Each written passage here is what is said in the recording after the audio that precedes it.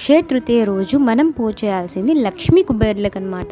వీలైనంత వరకు ఈ అక్షయ తృతీయ రోజు దానం చేస్తే చాలా మంచిదండి. బంగారం కొనడం మంచిది కాదు, దానం చెయ్యడం అనేది మంచిది. బంగారం కొనడం వల్ల అది మన ఇంట్లో అలానే ఉంటుంది, కానీ మన ఇంట్లో ఉన్న బంగారం ఏమీ వృద్ధి చెందదు. అదే మనము మన దగ్గర ఉన్నది ఏదైనా సరే, ఇది సమ్మర్ కాబట్టి మనం వస్త్రదానం చేస్తే మనకి వస్త్రానికి లోటు లేకుండా ఉంటుంది. మనం బతికినంత కాలమే కాదండి, వచ్చే జన్మకి కూడా మనం చేసే దానం అనేది అంత పుణ్యాన్ని తెచ్చిపెడుతుంది.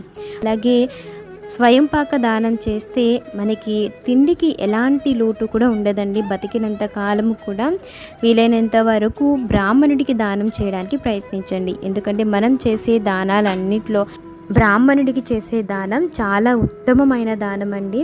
సో వీలైనంత వరకు వస్త్రం కానీ, స్వయం పాకం కానీ, లేదా పాదరక్షలు, గొడుగు, ఇలా ఏవైనా సరే దానం చేయొచ్చు. ఇలా ఏవి ఇచ్చే స్తోమత మాకు లేదు అనుకున్న వాళ్ళు కనీసం చల్లటి మంచినీటినైనా దానం చేయండి. మనం నీటిని దానం చేయడం వల్ల కూడా మనకి దాహానికి సంబంధించి ఎలాంటి బాధ కానీ, లోటు కానీ లేకుండా ఉంటుంది.